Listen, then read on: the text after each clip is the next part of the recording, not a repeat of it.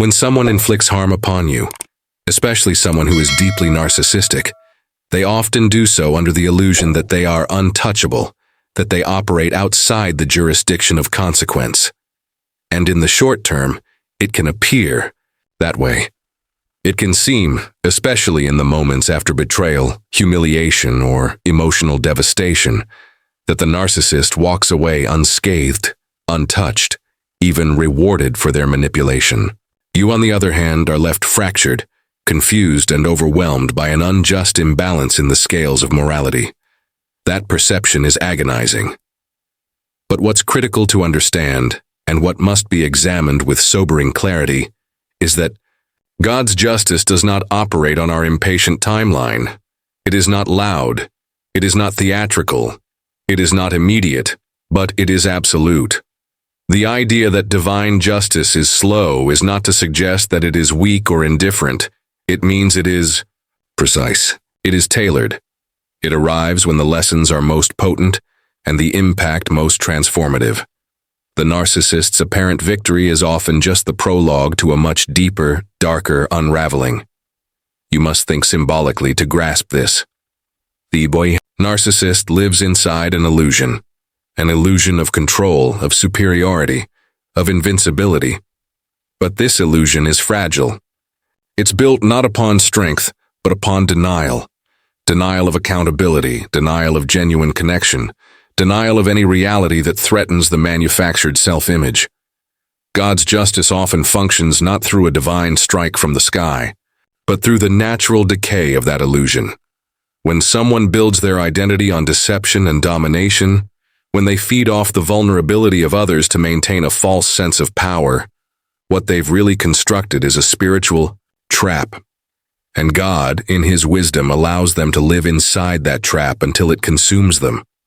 People ask, why doesn't God just stop them? But that question arises from a misunderstanding of what justice actually looks like. You don't teach transformation by interfering with every mistake. You don't build character by constantly interrupting evil with divine lightning. No, God allows narcissists to continue, because the more they operate from that distorted framework, the more they expose the internal rot that drives them. They become the architects of their own downfall. And here's the brutal paradox. The very things they think are elevating them, attention, manipulation, domination, are the same things deepening the hole they're digging for themselves. The Bible says, "Be not deceived, God is not mocked. For whatsoever a man soweth, that shall he also reap." This is not metaphor, it is law. It is spiritual gravity. The narcissist may sow charm, applause, control, but beneath it all, they sow betrayal, deceit, emotional abuse. They sow emptiness, masked as strength, and what is sown will rise. Not always in the time you expect, not always in a way you can see, but always. And it's important that you recognize this not just as an abstract spiritual ideal, but as a psychological principle too. The narcissist, in order to maintain their sense of superiority, must avoid self-confrontation at all costs. They cannot tolerate the existence of any truth that disrupts their fragile ego. So they exile it, they project it, they place their own darkness onto others. You become the villain, you become the weak one, you become the unstable one, but that's not reality, it's defense. And every time they engage in this pattern, every time they manipulate, gaslight, or abandon someone for reflecting truth, they push reality further away. Eventually, there's no mirror left, and without a mirror, there can be no growth, no insight, no redemption. Now consider what happens over time. The narcissist may still gain applause. They may gain followers, they may gain partners, they may even gain power. But the higher they rise, the more disconnected they become from anything real. And that's where the true nature of God's justice begins to reveal itself. Not through fire and brimstone, but through disconnection, isolation, existential starvation. They become incapable of love, incapable of depth, incapable of peace. Because love requires vulnerability, depth requires truth, and peace requires conscience, all of which they've sacrificed at the altar of ego. You don't envy that fate. You don't wish to swap pain for numbness, heartache for hollowness. You may hurt, yes, but you hurt because you feel. And feeling is the price of being fully alive. It is the evidence that your soul has not collapsed under the weight of bitterness. When God allows the narcissist to walk unpunished, He is not ignoring your pain. He is orchestrating a longer story. He is granting them time not as a reward but as a rope, and they will either climb toward repentance or they will wrap it around their own delusion and pull themselves deeper into the abyss. The narcissist believes they are getting away with it. But you must understand that escaping consequences externally is not the same as escaping justice internally. There is a storm that builds inside them, not overnight but over years. Regret, though denied, becomes a ghost. Shame, though buried, becomes a shadow. The people they discard begin to heal. The lies they told begin to decay. And eventually, they find themselves surrounded by a reality that no longer applauds the mask. And when applause dies, so does their sense of identity. That is divine revenge, not imposed from the outside, but born from within. The narcissist's punishment in many cases is not something God does to them. It's something He lets them do to themselves. It is slow erosion. It is watching their own ego eat them from the inside. It is being surrounded by people who reflect only what they want to see and never what they need to hear. That, over time, is more devastating than any external loss. Now, let's examine the second principle, the law of sowing and reaping. This law is not just spiritual. It's embedded in the structure of existence itself. It governs everything, from agriculture to psychology, and it means exactly what it says. What you plant, you harvest, not always immediately, not always in the same form, but always in essence. When someone sows lies, even if those lies produce admiration at first, the harvest will be alienation. When someone sows cruelty, even if that cruelty gains them submission, in the short term, the harvest will be isolation. Narcissists plant pain and they believe they're planting power, but power without integrity eventually collapses under its own weight. If you sow a life where everything revolves around perception, where nothing is rooted in truth, where all relationships exist to serve your image, you will reap the collapse of those illusions. And you will reap it when you least expect it. That's how divine timing works. Not at the moment of arrogance, but at the moment of need. When the narcissist finally wants something real, love, trust, depth, they will reach for it and find nothing. Because they never sowed it.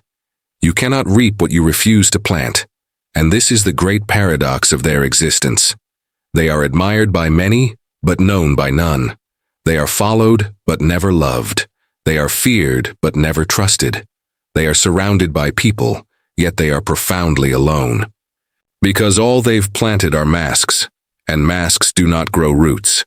Now, apply this law to yourself. You may have planted honesty. You may have planted loyalty. You may have planted compassion, and yet you were betrayed, so it seems unjust. But remember, seeds grow in seasons. Just because your harvest hasn't come yet doesn't mean it's not growing. In fact, the most powerful transformations are often invisible while they're happening. Roots develop in silence. Strength develops in solitude. The character you're building in the aftermath of narcissistic harm is forming quietly, but with unshakable force. The narcissist wounded you, but they also activated a spiritual principle in your life. They forced you to confront illusion. They drove you into the arms of reality. And if you let that suffering do its work, if you don't, run from the discomfort, you will become something they never imagined. A person who cannot be manipulated. A person who sees clearly. A person who no longer needs external validation to feel whole. And that's the turning point. That's when God's justice starts to become visible. Because as you rise, not just in strength, but in wisdom, the narcissist begins to reap what they've sown. Not because you punish them, not because you expose them, but because their own system starts to collapse in the absence of someone to feed it. They need you to need them. And when you stop needing them, when you find your center, when you step into your own healing, You pull the plug on the entire performance. They are left with their own script and no audience. And that's when their world begins to fold inward. So if you're waiting for thunder, you may miss the storm that's already brewing. If you're looking for public shame, you may overlook the private agony. Trust instead in the law that governs everything. What is sown in deception will be reaped in despair. What is sown in love will be reaped in strength. This isn't superstition, it's structure. It's how reality works. And you are not exempt from it either. That's why your own healing matters, not just for your survival, but for your legacy. Because every act of resilience you engage in, every moment you choose growth over bitterness, every time you choose truth over revenge, you are sowing something eternal, something unbreakable. This is the path forward, not watching for their downfall, but walking into your own transformation. Because the harvest is coming. For them, for you, for all of us. It always does. There's something astonishing about how pain reshapes the human spirit. It breaks you open in ways comfort never could. And when you're on the receiving end of narcissistic abuse, of calculated dehumanization, of having your sense of self torn apart not with fists but with silence, mockery, and indifference, it can feel as though you've been hollowed out completely. Narcissists don't just hurt, they erase. They don't argue to understand, they argue to dominate, to win. And when you finally escape, what's left behind is not just confusion. It's a haunting void, a psychological and spiritual aftermath that forces you into an identity crisis you never asked for. But it's within that wreckage, within that collapse of illusion and loss of certainty, that something sacred happens. You are invited into refinement, not by the narcissist, but by the divine. Because when people try to destroy what's true, in you, God begins the process of revealing what's unbreakable. It's strange, isn't it? How the people who try to humiliate you the most are often the catalysts for your deepest growth. There is a biblical, archetypal pattern at play here. The story of suffering followed by elevation, of exile followed by revelation, of false accusation followed by vindication. And it is not just a pattern of ancient prophets, it is your pattern too. Because when a narcissist targets you, they don't just criticize you. They strip you of context. They steal your story and rewrite it. They take your kindness and frame it as weakness. They take your self-reflection and twist it into guilt. They invert reality. And they make you doubt not just what happened, but who you are. But here's where it begins to change. Here's where the spiritual mechanism ignites. When you have nothing left but yourself, you either collapse or awaken. That's the choice, that's the crucible. And if you choose awakening, if you choose to walk through the fire instead of running from it, you'll find something more precious than anything you lost. You'll find clarity, not just about who they were, but about who you are. And that clarity is earned. It's not handed to you in a moment of epiphany. It's forged in nights of tears and mornings of confusion. It's built in conversations with your own mind, where every voice that once told you to shrink must be confronted. It's in those moments of terrifying silence that your soul begins to speak. And what does it say? It says, "You are still here." You were abandoned, but you remained. You were slandered, but you stood. You were used and discarded and invalidated, but your breath continued. That's not trivial, that's profound.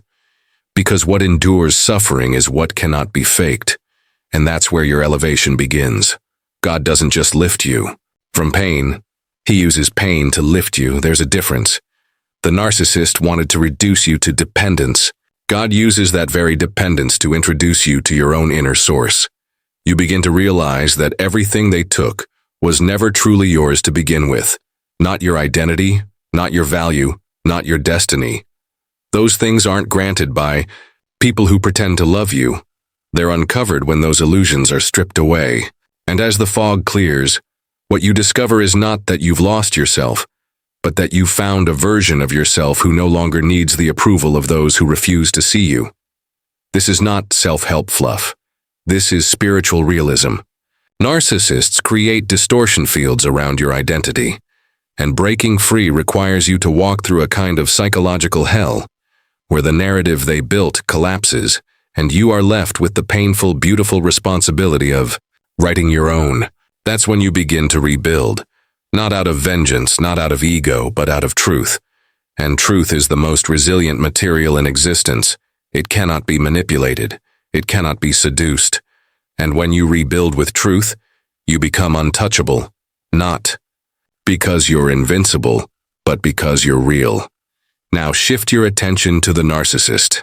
While you are enduring this refining process, grinding through discomfort, healing through honesty, rediscovering meaning, they are stagnating. Because narcissists don't grow, they recycle. They cycle through the same manipulative tactics, the same shallow relationships, the same superficial roles. They mimic intimacy, but they never experience it. They seek admiration, but never earn trust. And most importantly, they refuse to suffer. And in refusing to suffer, they refuse to evolve. Suffering, when embraced, when understood, when confronted, leads to transformation. But suffering denied, that leads to disintegration. That's the spiritual entropy of narcissism. It looks like control, but it's actually decay. And eventually, even the most charming mask begins to smell like rot. God elevates the one who suffers and remains honest in the suffering. Because that's where character is formed. And character, unlike charm, is sustainable. It doesn't expire when circumstances change. And this is why, in time, the narcissist is exposed. Not always through scandal, sometimes through silence, sometimes through the quiet erosion of their influence, sometimes through the slow turning of those they once controlled as the mask begins to slip. And it always slips. Because nothing built on falsehood can survive contact with reality. This is not an if, it's a when. It's a law. The truth will always surface. Not because someone forces it, but because it's heavier than lies. It sinks deeper and lasts longer. And over time, the narcissist's script becomes too predictable. Their tactics lose power. Their charm becomes transparent. And even those who once defended them begin to question. That's exposure. Not the dramatic unveiling, but the slow erosion of credibility. But here's the part most people miss. Exposure isn't for your satisfaction. It's not for revenge. It's part of the cosmic balance. The narcissist's exposure is not your healing, it's just confirmation. Your healing happened long before, in those unseen battles, in those private moments where you chose integrity over resentment, responsibility over blame, truth over ego. That was your victory. Exposure is just the echo. And this exposure is not always public. Sometimes it's internal. Sometimes the narcissist is exposed to themselves. And that is a far more terrifying judgment. Because when you live in delusion long enough, and that delusion breaks, the collapse is existential. They begin to realize that the love they chased was never real. The people they controlled were never safe. The identity they built was never grounded. And they're left in a vacuum of meaning. That's what happens when truth catches up. Not always with thunder. Sometimes with silence that screams. You, meanwhile, have grown into someone unrecognizable. Not to yourself, but to the version of you that once tolerated what was intolerable. You don't just survive narcissistic abuse. You outgrow it. You become too large for the story they tried to confine you in. And that growth makes you immune to their power. Not because they changed, but because you did. Think deeply about what that means. The narcissist's power over you was never absolute. It was always contingent on your own need for approval, on your own fear of rejection, on your own blind spots. And as you heal, as you integrate the parts of you they tried to fracture, you start reclaiming your autonomy. You start rewriting your narrative. You begin to build relationships based on reciprocity, on depth, on honesty. And you no longer mistake control for love. You no longer confuse attention with validation. You see clearly. And that vision is the greatest protection you'll ever have. This isn't just healing. It's evolution. The person you are becoming through this process is not someone who's merely getting over it. You are becoming someone who cannot be fooled by it again. That's the gift embedded in suffering, the emergence of discernment. And while you elevate, the narcissist deteriorates. Because they are trapped in their own performance. They must be admired, they must be adored, but they can't be known. And over time, the pressure to maintain that illusion crushes them. Not all at once, but slowly. Their relationships falter, their reputations shift, their energy fades. Because performance is exhausting, and eventually, even they grow tired of the mask. But they don't know how to take it off. Because they've worn it so long, they forgot who they were underneath. You were given something far greater. You were given suffering, and that's not sarcasm, that's reality. Suffering stripped away the illusions. It forced you to reckon with truth. It introduced you to your soul, and through that, you were elevated. Not by revenge, not by proving them wrong, but by becoming someone who no longer needs to be right in the eyes of those who never saw you. The narcissist may never admit defeat. They may never apologize. They may continue to live in delusion. But that's not your concern anymore. Your concern is becoming. Your concern is truth. Your concern is meaning. And in that pursuit, you are walking a path they cannot follow, because it requires something they refuse to give: humility. God elevates through humility. He refines through fire. He builds strength from sorrow, and he will take what was meant to destroy you and use it to construct a foundation so solid, no narcissist, no manipulator, no liar will ever shake it again. There's a kind of justice that operates beyond the courtrooms of men, a justice that isn't always immediate, but that's woven into the very structure of being itself. You can call it divine, or cosmic, or moral, but it exists. It's not swift like the justice we fantasize about, but it is sure. And what makes it so powerful is that it's not just about retribution. It's about consequence, about the alignment or misalignment of the self with truth. When a narcissist wounds someone deeply, deliberately distorting their perception, undermining their worth, manipulating their loyalty, severing their dignity, they're not just violating a person. They're violating something sacred, and you cannot transgress the sacred without a cost. You can postpone consequence, but you cannot escape it. And while it may not look like thunder crashing down from the heavens, it comes, not because you willed it, but because that's the price of playing God while serving self. Let's be honest about something that most people won't say out loud. The narcissist believes they're untouchable, not because they are, but because they've tricked themselves into believing their charm, their control, their calculated image, will shield them from the fallout of what they've done. They assume that if no one holds them accountable immediately, then no one ever will. That illusion is the first layer of their collapse, because here's the truth: they're not getting away with it. Not in the way you think, not in the way it looks. The punishment isn't always external, it's internal, and that's far more terrifying. You see, narcissists don't develop resilience. They don't develop depth. They don't develop the inner architecture required to sustain joy, peace, or love, because all their energy goes into pretending, into posturing, into polishing the image rather than tending to the soul.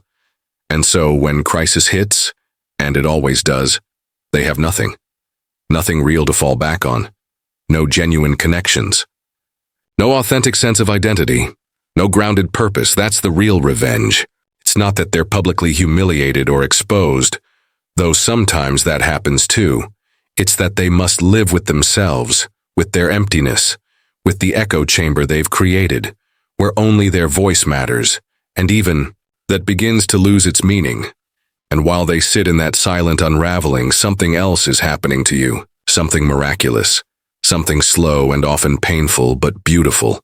You are being rebuilt, piece by piece, layer by layer, with intention, with truth. And here's the irony. What they tried to break in you becomes your greatest source of power. They tried to steal your voice, but you found it. They tried to fragment your identity, but you discovered wholeness. They tried to make you need them, and instead, you became someone who needs only what is real. What God does to a narcissist isn't always punishment in the conventional sense, it's exposure. Not just to others, but to themselves. And that is a far heavier burden. Because narcissism is built on delusion. It's a fragile kingdom where the emperor wears no clothes and hopes no one notices. And when the mirror shatters, when the people they manipulated move on, when the lies start to unravel, when the admiration fades, they're left face to face with the very emptiness they tried to outrun. That's not poetic justice. That's ontological justice. That's a law of reality. And it doesn't happen in isolation. It happens in contrast. While they disintegrate, you evolve.